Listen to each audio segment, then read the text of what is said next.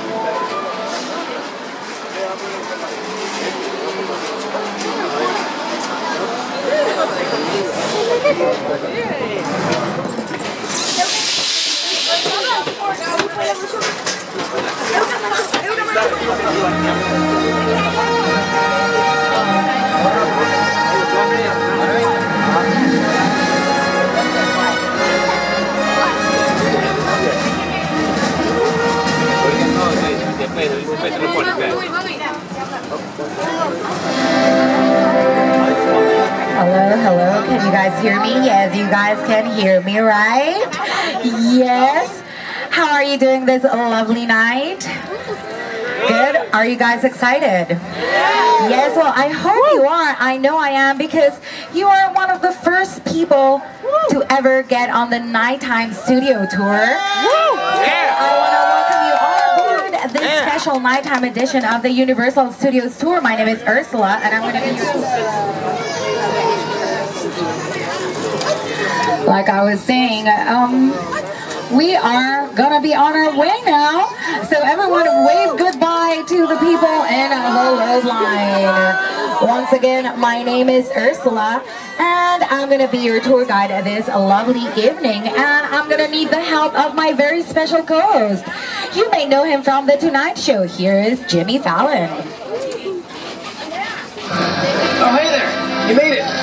Welcome to the Universal Studio Tour. I'm Jimmy Fallon. I'll be making sure that you get through this experience in one piece. You've got the very best guide. Ursula. And the greatest driver. Nolan. They're the best. I love them. Even though Ursula owes me $5. I'm sorry, Jimmy. I know you guys are excited to get on the tour, but first, a few safety rules. That's right, we have a few safety rules to go over. Please remain seated whenever the tram is moving, keeping arms, legs, and head inside the moving, keeping arms, legs, and head inside the vehicle at all times in case of an emergency. Please pull the emergency cord located overhead, and there's no smoking in our tram, and please make sure you keep an eye out for water effects, because we don't want your cameras to get wet. We'll also have a few sudden movements, and we don't want to leave anything behind. As we make our way down the Universal movie timeline, you'll notice movie posters on either side of the tram. These posters represent just a few of the 1,000 movies we've made. The lighting department role is crucial in fulfilling the vision of the director, as well as bringing the written words to the script to life. In fact, true movie magic often takes place only at night. Let's take a look.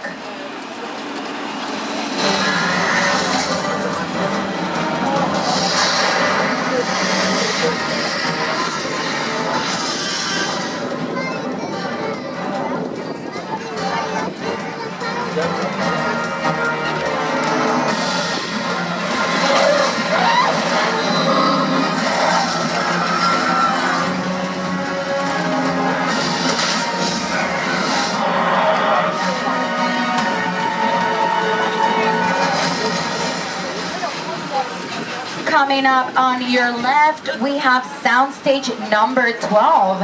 Soundstage number 12 is our largest soundstage, and it's currently the home of The Voice, NBC's hit singing competition with Christina Aguilera, Blake Shelton, Pharrell, and my personal favorite, Adam Levine. But it's also been home to some of the most iconic scenes in movie history. Take a look at some of them. Sometimes big exterior scenes are filmed on our backlot as well as inside our sound stages. That was the case with the town of Whoville for Ron Howard's The Grinch, and even the classic clock tower scene from Back to the Future. Later on the tour, we'll show you those incredible filming locations up close on the backlot.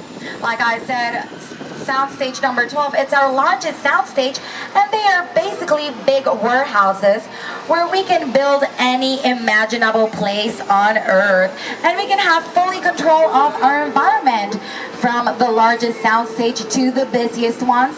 On your left, we have sound stages 25, 24, 23, and 22.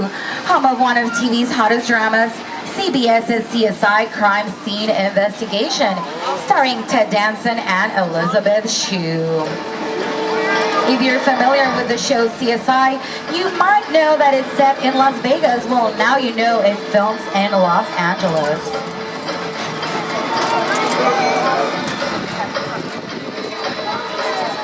So we can recreate any town, from Las Vegas to New York.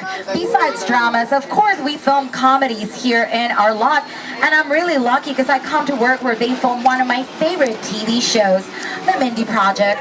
It films right here on your left. The Mindy Project's produced by Universal Television, and its star Mindy Kaling is also the creator of the show and was one of the writers and co-stars of The Office that aired during 9 seasons on NBC, and was also produced by Universal Television. Universal Television, as well as Universal Studios, are part of a larger company. This company is called NBC Universal, not only consisting of Universal Studios, but also lots of TV networks like NBC, E, Sci-Fi, USA, Bravo, Telemundo, Golf Channel, CNBC, MSNBC, The Weather Channel, Oxygen, Esquire, NBC Sports, among others. Our television history is really rich, and lots of TV shows have filmed here in our lot. On your right, we have sound stages 43 and 44. 44 was home of Coach with Craig T. Nelson, and then he came back to film Parenthood in that same soundstage. Parenthood just wrapped its 6th and final season, but of course it's not only about TV series, we also film movies. And Furious 7, well, they filmed some of their special effects shots inside of soundstage 44. What happens inside those sound stages, it's called production. It's the actual filming of the projects. But for production to take place, lots of other work has to happen beforehand. They have to finish writing the script. They have to cast the actors, hire the crew, and of course hire the director. And some of this happens on the bungalows on your left. These bungalows used to be dressing rooms for some of the biggest stars in Hollywood. Stars like Doris Day, Rock Hudson, Tony Curtis, and Jimmy Stewart had their dressing rooms right here. But like I say, now these are production offices.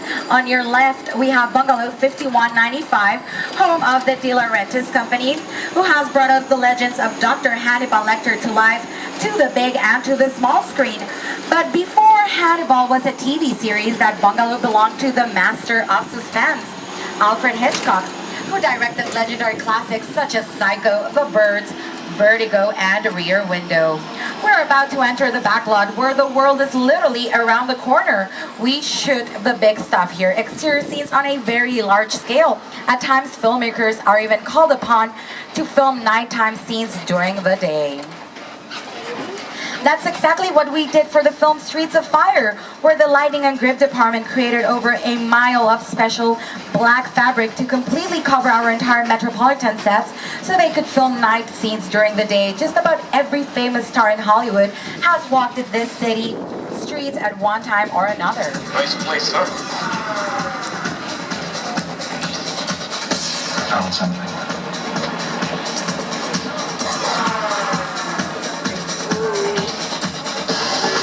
Speaking of Jim Carrey, up to the right, you'll get a nice shot of our Brownstone Street. This is one of our most filmed backlot locations. In fact, Jim Carrey lived on our Brownstone Street in Bruce Almighty. But not only have famous stars appeared on these sets, but famous cars as well. Take a look at your screens. Back in 1985, a bolt of lightning sent Marty McFly and his time-traveling DeLorean back to the future. The wide shots for this famous scene were filmed out here in Courthouse Square, and the close-ups were filmed, as we showed you earlier, on Soundstage 12 on the front lot. You'll notice that the building on our left looks very different than it did in the film. That's because the original Courthouse became so recognizable after Back to the Future that filmmakers had to build a facade in front of it in order to change its appearance enough for use in later productions. Most recently using this place in the TV series Parenthood. We are now taking you from the small town of Hill Valley and entering the Big Apple. 60 years ago, cinematic history was made on top of a subway grate in New York City.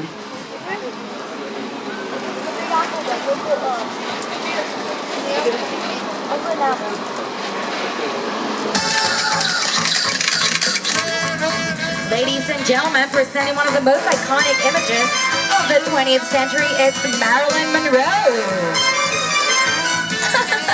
Miss Monroe, how about some pictures? Of course, anything for my fans. Oh, do you hear that? Don't you just love the breeze from the subway? Oh, hello, handsome. Oh, here comes another one.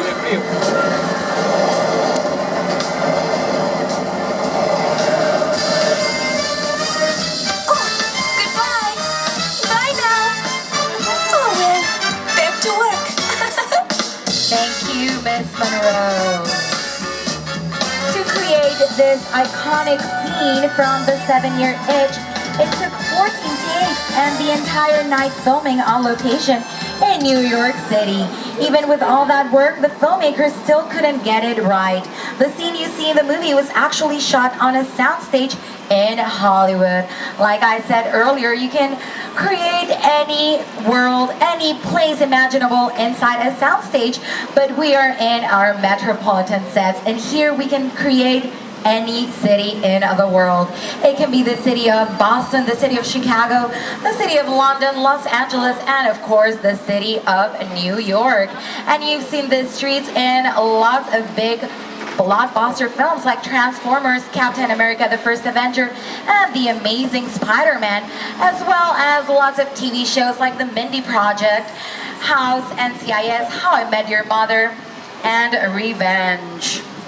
These sets in our metropolitan area were renovated not long ago, and they hired a group of filmmakers to renovate them. At the helm was none other than Academy Award winner director Steven Spielberg. He has worked with Universal Studios since the beginning of his career. Filmmaker Steven Spielberg, and of course we know how that turned out. Another director that worked with Universal Studios is Peter Jackson. It's the original King Kong that made me want to direct movies. I saw that movie on TV when I was about 8 or 9 years old, and I wanted to become a filmmaker. Action! I like films that just take you away from your real life and sweep you up in adventure. Kong literally does that. I mean, you're on board the ship, you're sailing to a lost island, you're encountering monsters and creatures from, prehistoric times. What kind of place is it? So I was thrilled when Universal invited me back to Skull Island, and it's great to have you along for the ride. Now, we have created this 3D immersive experience, so you're going to have your glasses ready. Don't put them on yet, but just have them in your hand because we're about to return to Skull Island. Welcome back to Skull Island. The island has been here for hundreds of years. I'm so sure.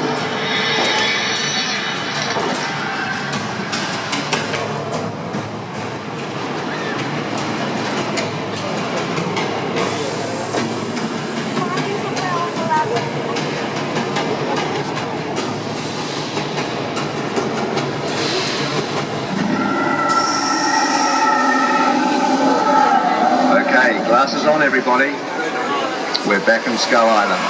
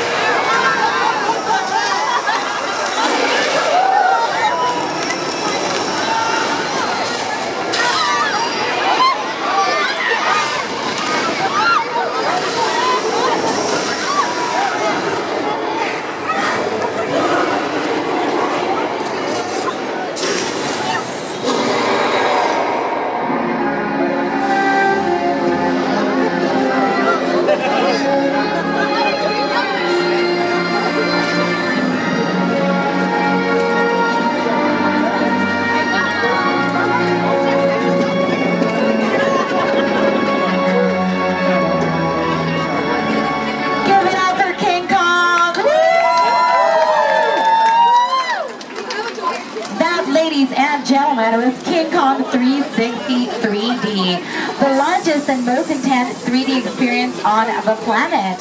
The epic battle we just witnessed was projected on one of the largest 3D screens on the world, standing over 40 feet tall and 180 feet long. And the movie was designed by Peter Jackson and the filmmakers over at Weta Digital.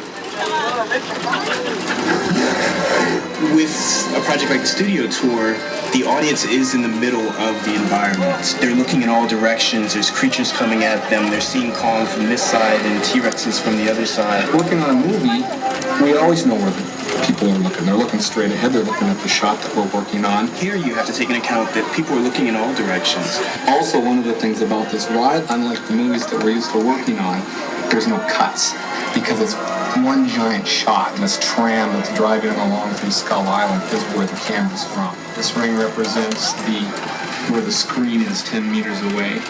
We're really creating about 50 minutes of a feature film. That amount of visual information, that number of pixels, and presenting them to the audience, it's a hell of a ride.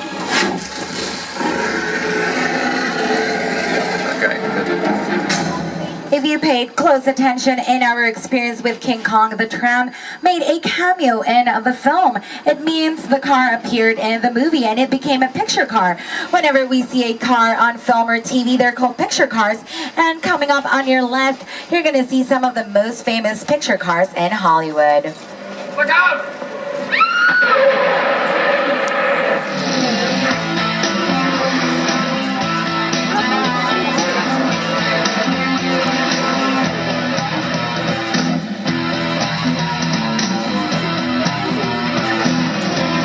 As you can see, we have cars from TV series going from Knight Rider to Magnum PI.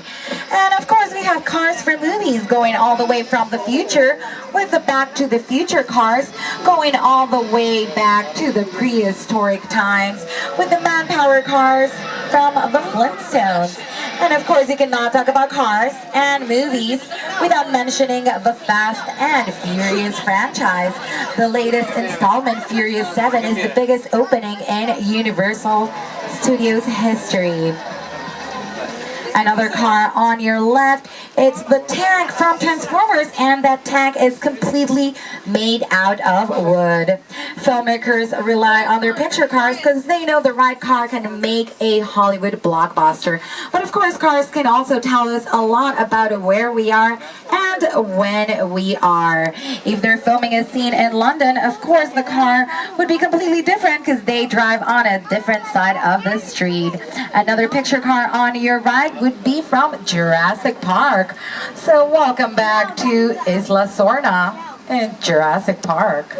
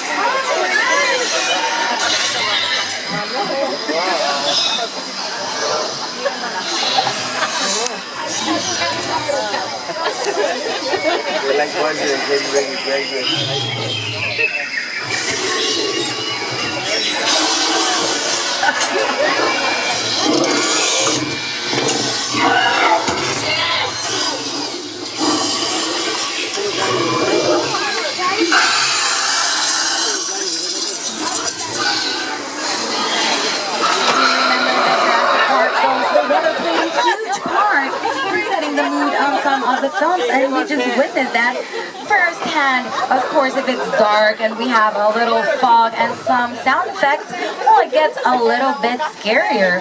And here in LA, usually the weather is pretty nice. It's sunny day in and day out. So when films have to have rain or snow or some kind of different weather than just sunny, well, then filmmakers have to figure out a way to create all this weather effects. We are entering all of Mexico, and someone told me it might rain over here. So we're just gonna wait and see.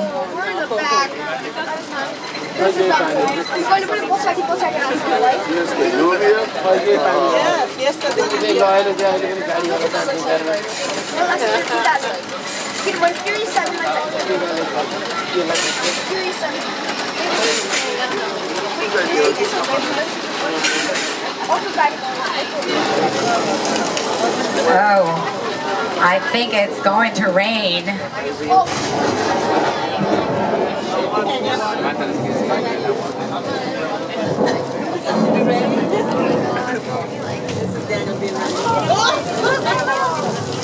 Oh my God, it's so pretty! And it is raining, and that's what I call 50% chance of rain, because it's only raining on one side of the tram. The other side is completely dry. It looks like magic, but it's not magic. To create the rain, we use an overhead sprinkler system that shoots up the water up to the sky, letting it fall down the way rain falls in real life.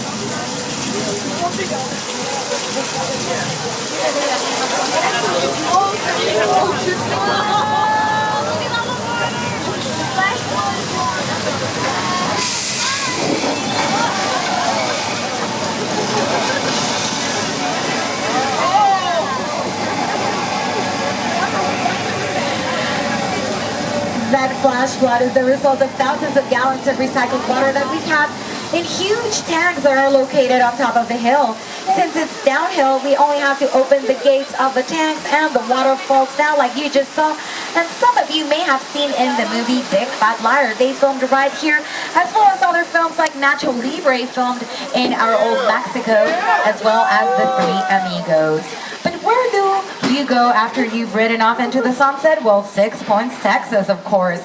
Countless movies and TV westerns were made on this street. Now, most of the sets on our backlot are what we call facades, which is just the front and sides of the buildings. But we have other types of sets, which are called practical sets, because they can film inside of them. They have a full interior, just like the saloon on your left. Many of Hollywood's biggest Western stars like Jimmy Stewart and John Wayne once moseyed down the streets, but at night, the saloon is still open and the West is as wild as ever.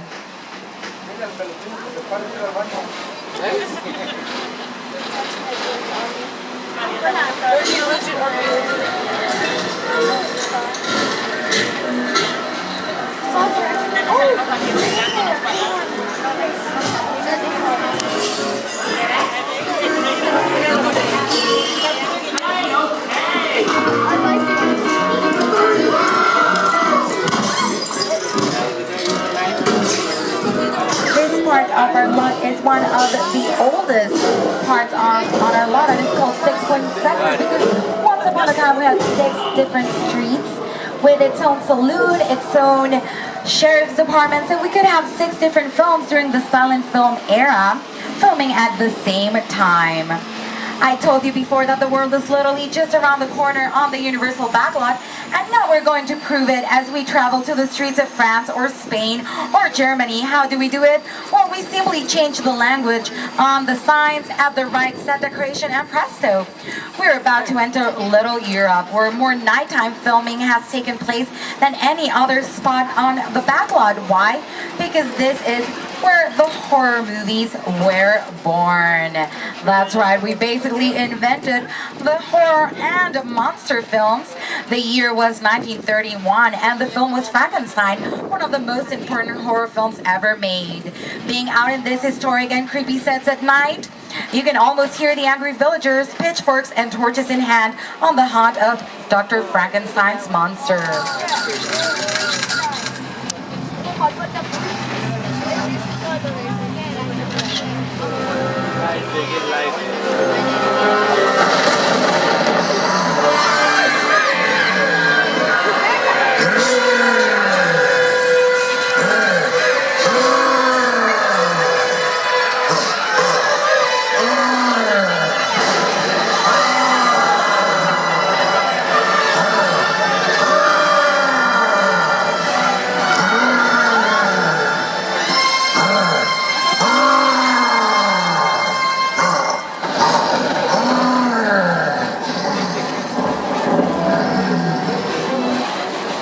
Frankenstein wasn't the only classic Universal horror movie to film in Little Europe.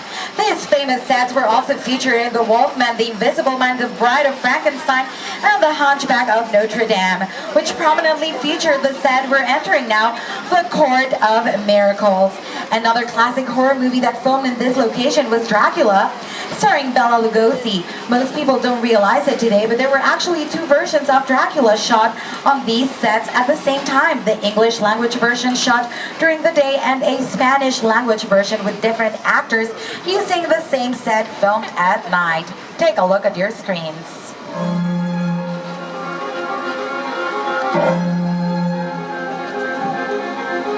I am Dracula. Soy Dracula.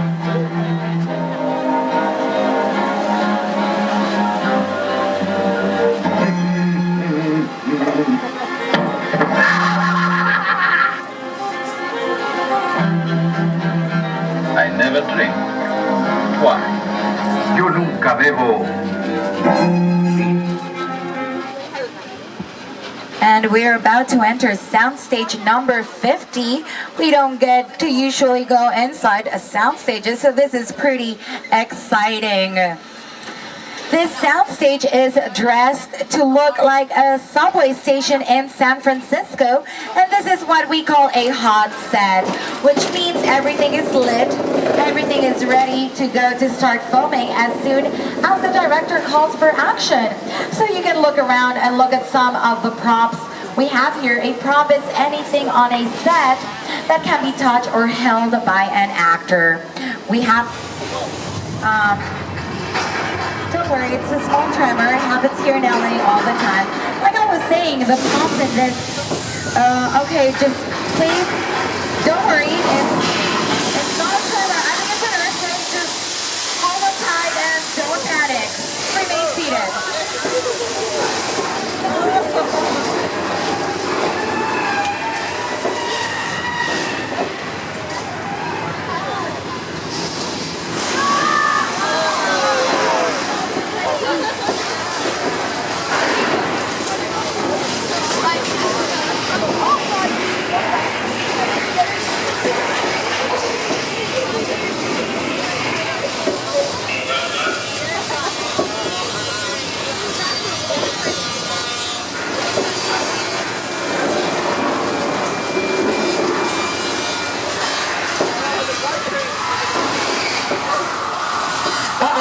We have an incoming train on your left.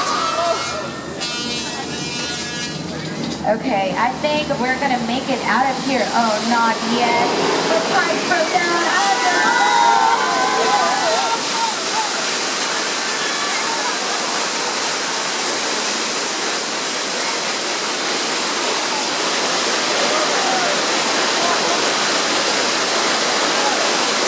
Of course you felt that wasn't a small California tremor, that was earthquake, a real big one. Yeah, right, that wasn't an earthquake at all. Nothing happened outside. Those were just mechanical effects. And we use them in lots of our disaster films.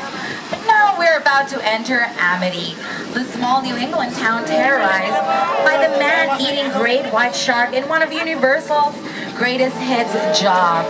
Director Steven Spielberg used nighttime scenes to increase the terror of his film, like when a young girl is attacked during a midnight swim, or when Richard Dreyfuss goes diving in search of a lost fisherman.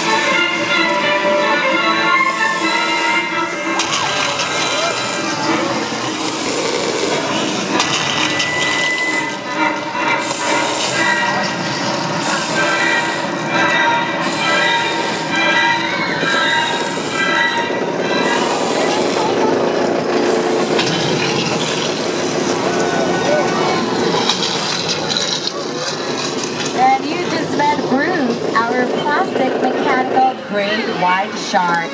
And Bruce was as big of a terror off screen as he was on screen. On his first day of filming, he sank to the bottom of the Atlantic Ocean, prompting the crew to nickname the production Flaws.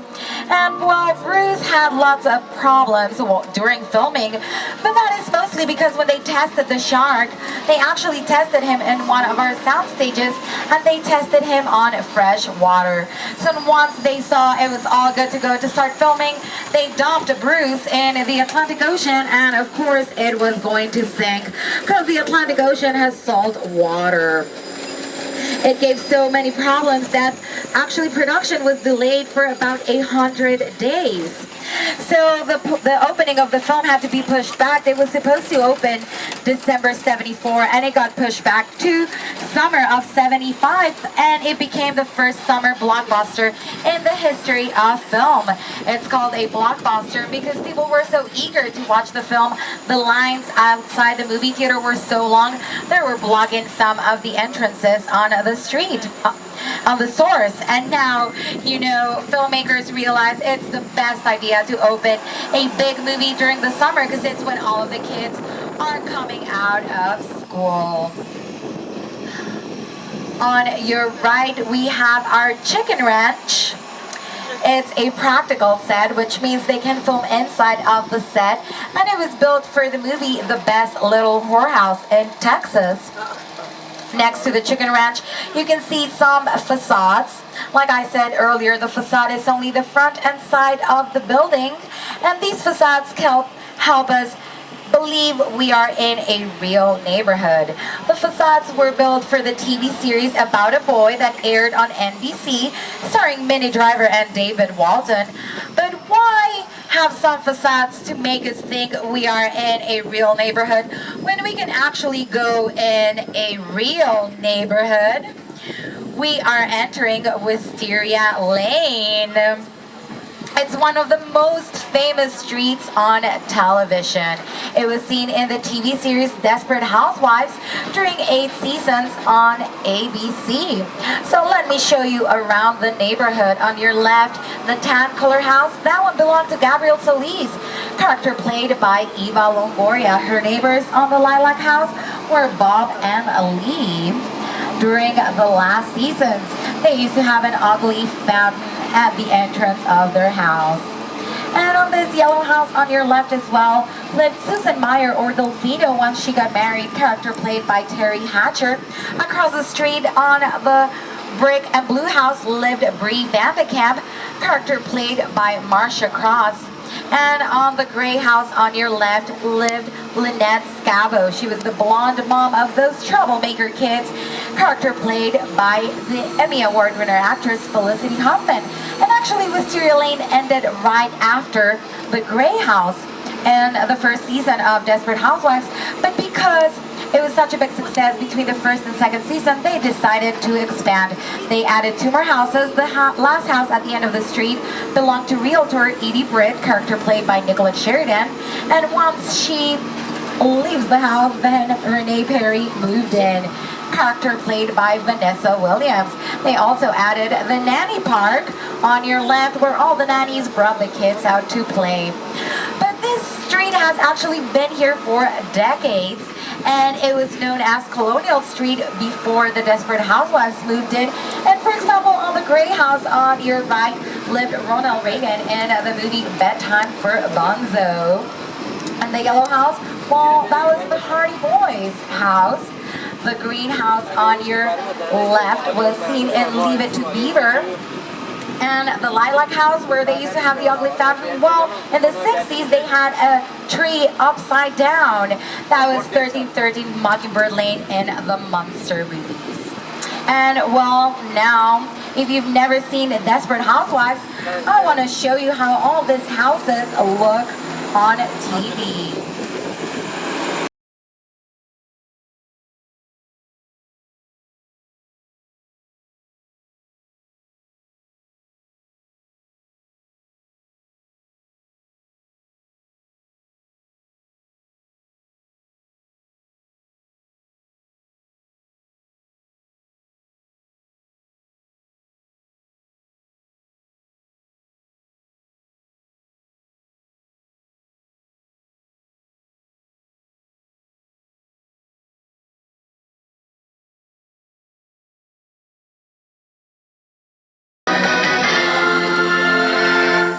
The houses on Wisteria Lane were designed to give off the appearance of an average suburban neighborhood.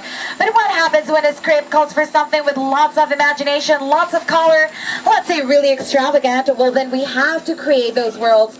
And there is no better example for that than the magical world created for Dr. Seuss' How the Grinch Stole Christmas. On your right, we have some of the Whoville sets. And it looks really pretty for Christmas. And those residents of Whoville had to put up with more than a Grinch. Out here on the back lot, they lived next door to Norman Bates. No setting could have more atmosphere at night than the iconic home of Norman Bates from Psycho. It was a dark and stormy night when Marion Crane took the road away from the highway and stumbled upon the Bates Motel.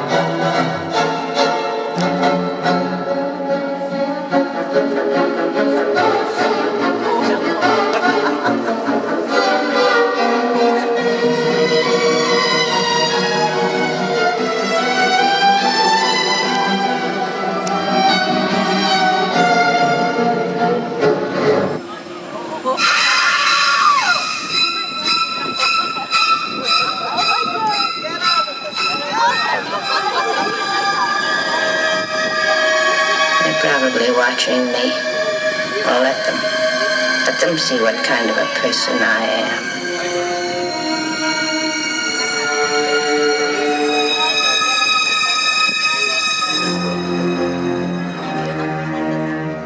I hope they are watching. They'll see, and they'll know. They'll say, why, she wouldn't even harm a fly. Now I want to show you one of the most impressive sets in Hollywood. The crash site from the movie War of the Worlds, directed by Steven Spielberg. The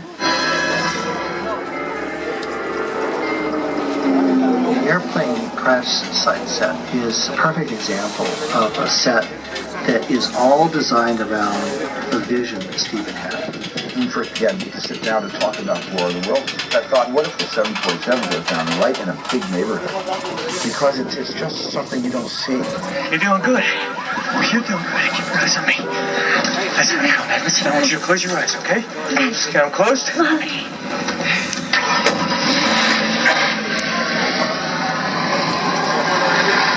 Robbie, get in. Get in.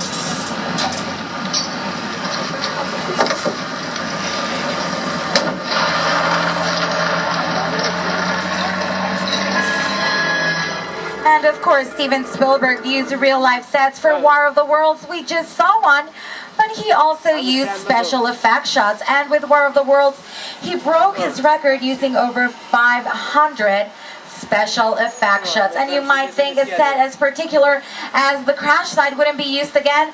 Well, that is not true. We use it for our Halloween Horror Nights, and also Tyra Banks used it for an episode of the college edition of America's Next Top Model, where she dressed up the models as zombies. Also State Farm commercial and an episode of Community. Here in Universal Studios, we had a really nice chance to travel all around the world at night. We went all the way from New York to Whoville, but we have one stop left that is actually back to the park. But I know someone wants to say goodbye. Well, I can't believe it. We've made it to the end of our tour, you guys. How about Nolan and Ursula? Weren't they the best? Yes. Hey, before we go, I'd like to sing you a little song I made up. I was just 5 years old. It's called Tramtastic. But before he does, I also want to take a chance to say thank you so much for being with us tonight. It's been our pleasure sharing the magic and mystery of filmmaking at night with you this evening during our special nighttime studio tour. On behalf of Nolan, myself, and everyone here at NBC Universal, we hope you've enjoyed your behind-the-scenes Hollywood access celebrating over 100 years of movie history.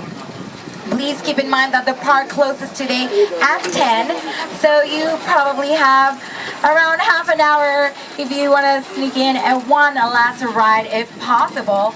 Once again, my name is Ursula. So if you have any questions, want to come say hi or high-five me at the end of the tour, you may do so. To our past members, thank you so much for being with us tonight. And those of you who are not past members, head to the Universal box office to see how you can upgrade today's